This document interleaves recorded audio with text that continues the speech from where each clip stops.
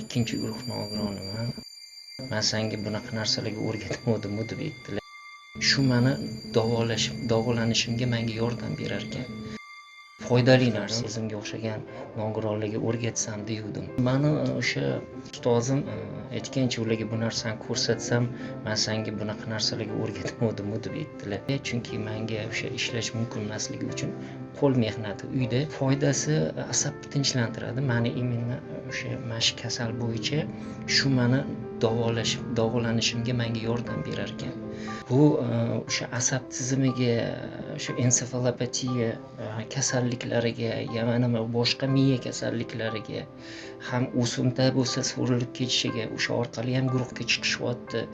Boshqa ichki organlariga ko'pincha asab tizimiga bog'liq ekan. Shunga bu juda ham foydali narsa ekan. Menga o'xshagan kasallar ko'p.